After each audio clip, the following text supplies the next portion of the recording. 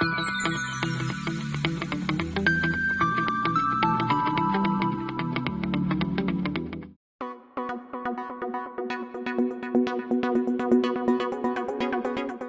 students, I am Kinjal Parmar. Welcome back to the video lecture series of microprocessor and microcontroller. Today we will discuss AVR, macros and lookup table. So let's start with what is AVR, macros.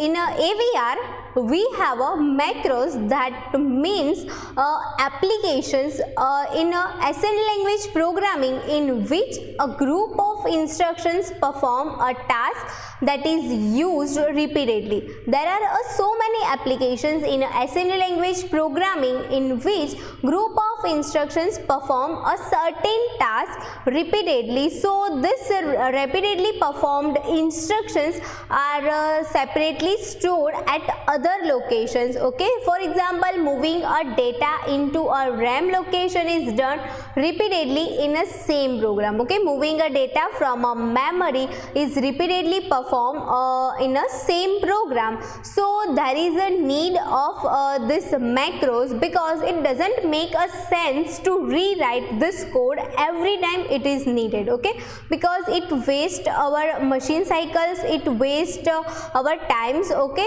so it is required that we assign macros or to reduce the time. Okay, so to reduce the time that it takes to write a code and reduce the possibilities of error, the concept of macros was born. Okay, so to reduce the time, this macros is required. So how this macros use? So macros allow the programmer to write the codes to perform a specific job once only and to invoke it whenever it is needed. Okay, write this program once and then invoke it whenever it is needed. So this macros required to write only one time and then all this executed. So every macro definition must have three parts like this: macros, its name and end of macros. Between that there is a macro body, that means a code required by this. Okay, so dot macro and write this macros name, and after that there is a dot and macros. So this macros contain first macro directives. That dot macro directives indicates the beginning of the macro definition, and this dot end macro directive signals end of the macros. Okay, dot macro indicates beginning of the macro definition and dot end macro indicates the end of macro definitions. Then between that, what goes between the dot macros and end macros are known as a body of the macros. Okay, so here it contains first dot macros, that means beginning of the macros, dot end macros, that means end of the macros, and between that there is a body of the macros. This body of the macros indicates that what of the operations are performed. The name of the macros must be unique and must be follow assembly language naming convention. That means if it requires only 3 characters or characters and symbols and characters and names like this. Okay, so the name must be unique and must be follow the assembly language naming convention, and a macros can take up to 10 parameters. The parameters can be referred to as @0 to @9 in the body of macros. So here we have this macros which are referred with @0 to @9, and after the macro has been written, it can be invoked by its name like @0 or @1, and appropriate values are substitute for the parameter. So after the macros written once, it can be evoked by its name only. Here we have this kinds of example to moving immediate data on input output register.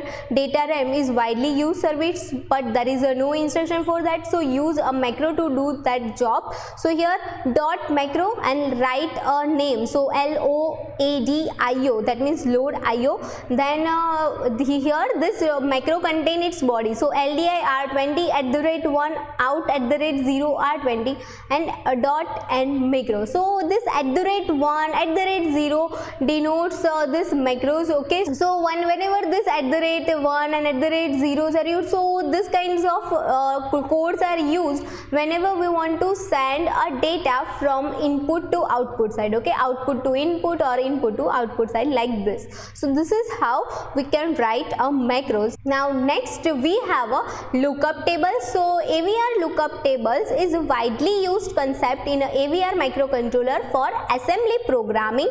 It allows the access to element of a frequently used table with minimum operations. So here in a lookup table there is a notations, and it required values, and this contains the table. So whenever it requires any kind of value, so we can access this with the tables with the minimum operations. So this lookup tables have values, like assume that for a certain applications we need 4 plus x square value in the range of 0, 9. So we can use lookup table instead of calculating the values, and which takes the sometimes, and then using this kinds of lookup table we can calculate this. And for lookup table, .db directive is widely used to define a lookup table. Okay, so we can define a lookup table using this .db directives. We can just calculate this values once, and then we can write aside for all the range of 0 to 9, and then we just call these values easily from lookup tables. Thank you.